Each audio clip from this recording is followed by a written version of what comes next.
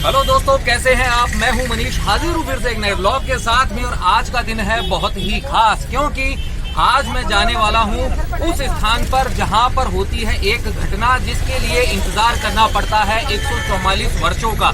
जी हां, मौका है पूर्ण महाकुंभ का।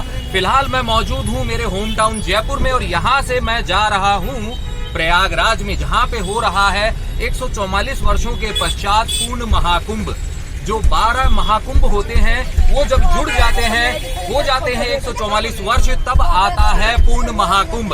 और इस शुभ अवसर पर मैं अकेले नहीं जा रहा हूं अपने माता पिता के साथ में, और साथ ही हैं मेरे साथ में बहुत सारे यात्री जो इस पुण्य लाभ को अर्जित करने के लिए जयपुर से ही जा रहे हैं। तो अभी आपकी सबसे करवाऊंगा मुलाकात और उसके बाद में जयपुर से हम जाएंगे प्रयागराज की तरफ और आपको दर्शन कराएंगे इस पावन पर्व के। ये देखिए, यहाँ बैठे हैं सारे यात्रीगण। यहाँ है मम्मी पापा। गणेश जी महाराज की जय, बजरंग बली की जय, खाटू नरेश की जय, तीर्थराज प्रयागराज की जय। तो यात्रा हमारी मंगलमय हो, यही कामना करते हैं। अच्छे से दर्शन हो, सभी अच्छे से कुंभ में स्नान का लाभ अर्जित करें।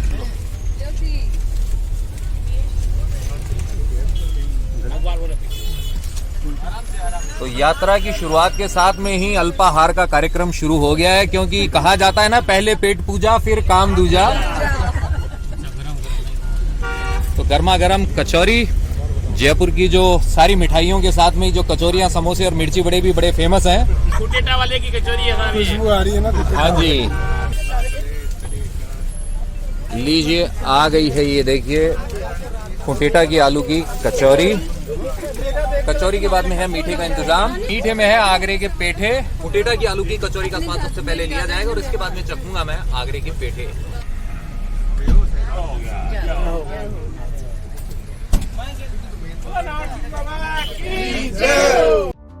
जयकारों के साथ 7 फरवरी 2025 की दोपहर को हमारी इस यात्रा की शुरुआत हुई है, जिसमें हमारा मुख्य उद्देश्य है लगभग 750 किलोमीटर की दूरी तय करके प्रयागराज में चल रहे पूर्ण महाकुंभ मेले में पहुंचना और पुण्य स्नान करना। हमारी ट्रेवलर टैक्सी पर लगी ध्वजा पर विराजमान है संकट मोचन बजरंग बली, जो हमारी यात्रा को सकुशल संपन्न करवाएंगे। अब हम कर रहे हैं जयपुर की इस टनल को पार। इसे पार करके हम बढ़ेंगे आगे, तो सबसे पहले पार करेंगे भरतपुर और फिर आगरा, इटावा और कानपुर होते हुए पहुंचेंगे प्रयागराज। कल जब हम 8 फरवरी को वहां पहुंचेंगे तो हो जाएगी माघ महीने की एकादशी, तो हम करेंगे पवित्र संगम पर एकादशी स्नान। उसके बाद अगर समय रहता है तो सबसे प्राचीन नगरी वाराणसी, जिसे बनारस और काशी भी कहते हैं, वहां भी जाएंगे। लीजिए, आ गए हैं हम टनल से बाहर। रास्ते में हम ब्रेक्स लेते हुए ही आगे जाएंगे, लेकिन इतनी लंबी यात्रा में नेटवर्क के आने जाने से बैटरी की वाट लग सकती है, इसलिए रास्ते को ज्यादा कवर नहीं करूंगा।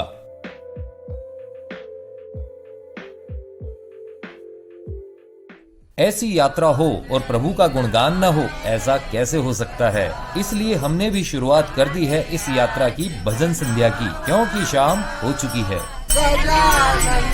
हमारे घर में पधारो, आज मनावांगा, गणपति माँ को मंगल गाओ, आने आज नचावांगा, गजानन हमारे घर में पधारो, आने आज मनावांगा, हमारे घर में पधारो, थाने आज मनावांगा, नंदन चौकी आग विराजो,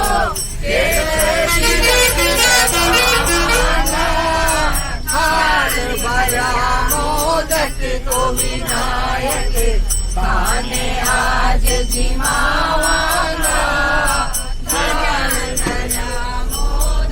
तो विनायक, थाने आज जिमावांगा।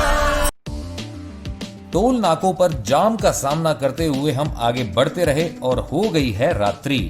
आशा है सुबह तक हम संगम पर पहुंच जाएंगे। लो जी, हो गई है सुबह, लेकिन अब भी है प्रयागराज से हम लगभग 150 किलोमीटर दूर और संगम तक पहुंचते हो जाएगी शाम, क्योंकि रास्ते में हर जगह मिल रहा है तगड़ा वाला जाम। यूं तो हमारे ड्राइवर ने सर्विस लेन से निकलने का अच्छा खासा प्रयास किया है, लेकिन ज्यादा सफलता नहीं मिली है।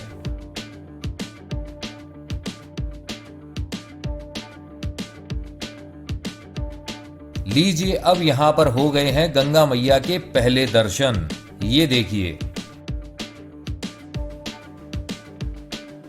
प्रयागराज में तो जैसे तैसे एंट्री मिल गई है, लेकिन संगम यहां से अभी भी दूर है। गाड़ियों को प्रयागराज के और अंदर नहीं जाने दिया जा रहा है, तो हमें बाहर से घूमकर ही जाना होगा सेक्टर 15 की पार्किंग में, और वहां से हम जाएंगे सेक्टर 18 में स्थित गुरुजी के आश्रम में। लीजिए, आ पहुंचे हैं हम पूर्ण महाकुंभ के सेक्टर 15 में। अब सही जगह पर बस को पार्क करके सबसे पहले जाएंगे आश्रम और फिर करेंगे स्नान। ये है सेक्टर 15 में लगे हुए टेंट्स और अखाड़ों के आश्रम।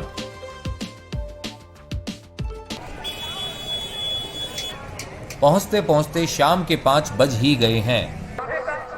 हम 20-22 लोग हैं और इतने लोगों के लिए ऑटो रिक्शा हमें नहीं मिल पाए हैं, तो पैदल ही सेक्टर 18 की तरफ जा रहे हैं मेले का दर्शन करते हुए।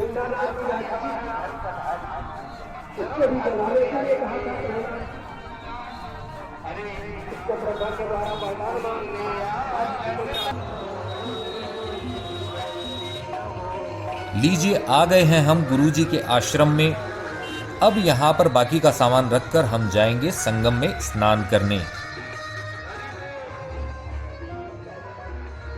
आश्रम में यहाँ सामने विराज रहे हैं प्यारी सी झोंपड़ी में जगन्नाथपुरी के विग्रहों के प्रतिरूप भगवान कृष्ण, बलराम जी और उनकी बहन सुभद्रा जी। आश्रम से आ गए हैं हम फिर से मेला क्षेत्र में। यहाँ से हमें अब आधा किलोमीटर दूर घाट पर पहुँचना है और स्नान करना है। इतने बड़े मेले में लाखों करोड़ों लोग आ रहे हैं, तो बहुत से लोग बिछड़ जाते हैं। उनके लिए ही रेगुलरली अनाउंसमेंट होती रहती है। माताश्री पिताश्री भी एक दूसरे का हाथ पकड़कर आगे जा रहे हैं ताकि भीड़ में खो न जाएं। आप सबको भी ऐसा ही करना चाहिए। ऊंट की सवारी का आनंद भी ले सकते हैं आप यहाँ कुंभ मेले में। और ये है कुंभ मेले के, देखिए, स्पेशल ब्रिज में से एक ब्रिज। अब जाके करते हैं स्नान।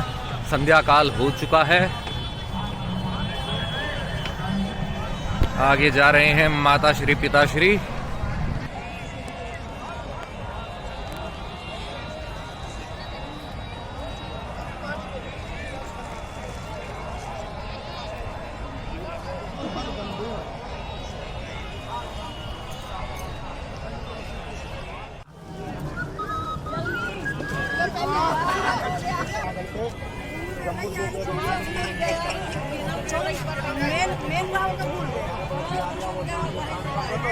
मासोत्तमे मासे माघ मासे शुभे शुभपक्षे अद्य एकादश्यां सुपुण्यतिथौ गोत्र अपना नाम है कश्यप गोत्र अंकित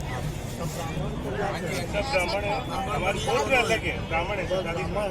बोलिए शरणाहम श्रुति स्मृति स्मृति वेदोक्त फल प्राप्ति कामन्याः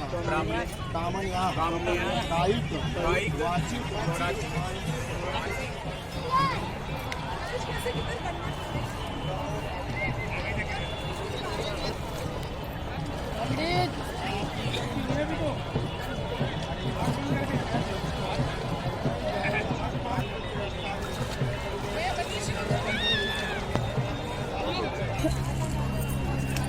माताश्री पिताश्री के बाद में अब मेरा वक्त हो चुका है यहाँ पे स्नान करने का।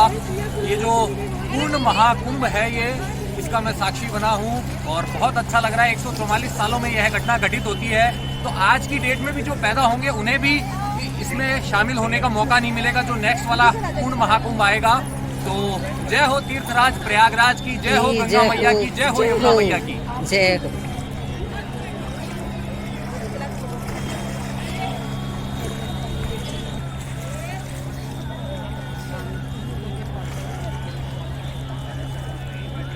माता जी कैसा लग रहा है पूर्ण महाकुंभ के अंदर स्नान के बाद में इस मेले के आप साक्षी बन रहे हो? मेले में स्नान करके मन प्रसन्न हो गया। मन प्रसन्न हो गया। जय गंगा मैया की, जय यमुना मैया की।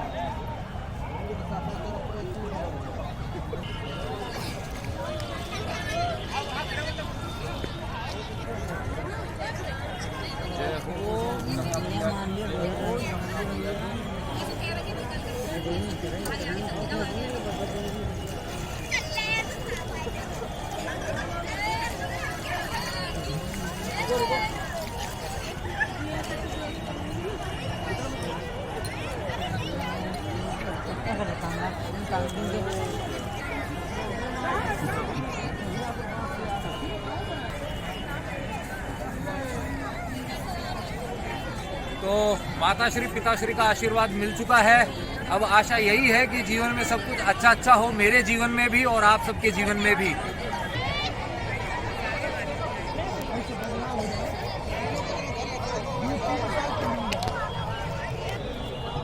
ये जो साड़ी है इसका अर्पण किया जा रहा है। जय हो गंगा मैया की, जय हो यमुना मैया की,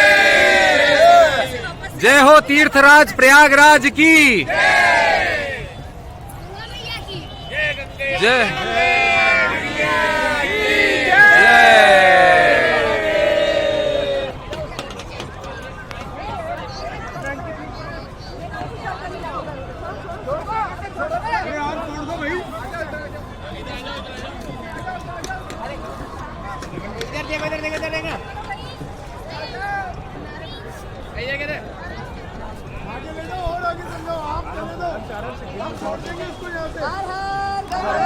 हर हर गंगे, हर गंगे।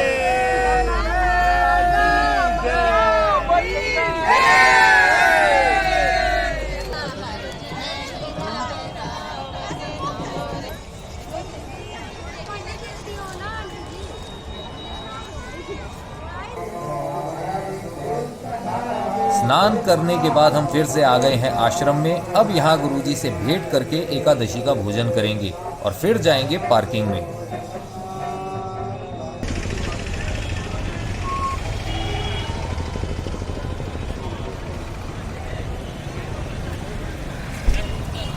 ये देखिए भोले बाबा की झांकी है, बहुत ही प्यारी।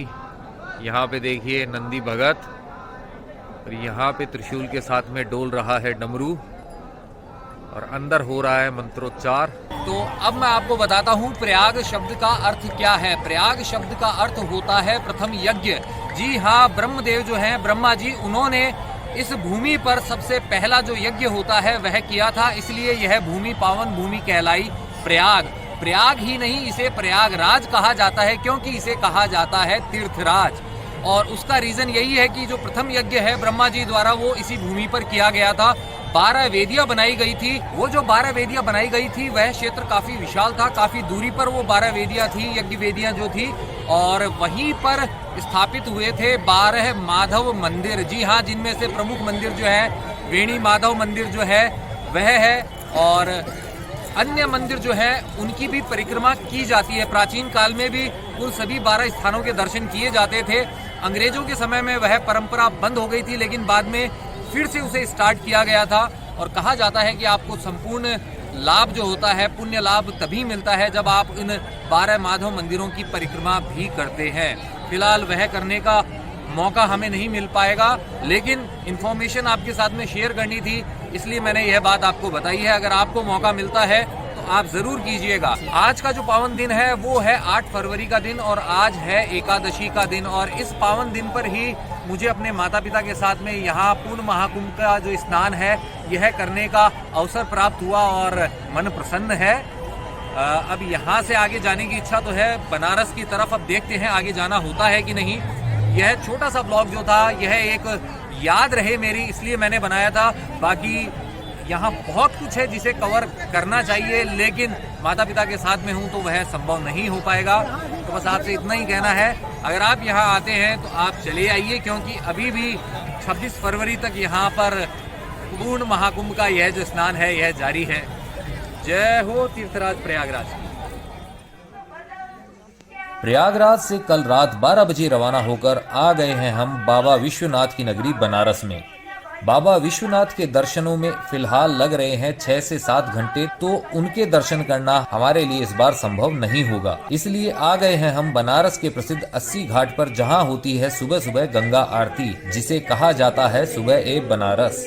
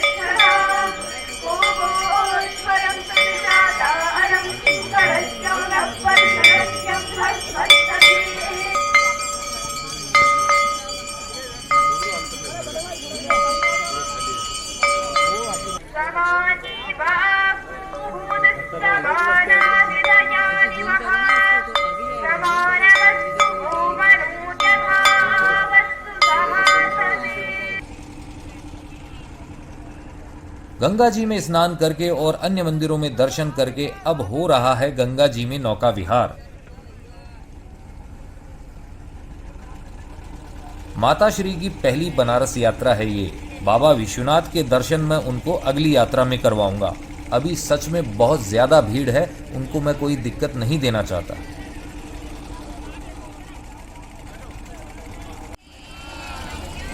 इसी के साथ समाप्त होता है प्रयागराज पूर्ण महाकुंभ 2025 का एक छोटा सा ब्लॉग। जय हो तीर्थराज प्रयागराज की, जय हो बाबा विश्वनाथ की नगरी काशी की, जय हो गंगा मैया की।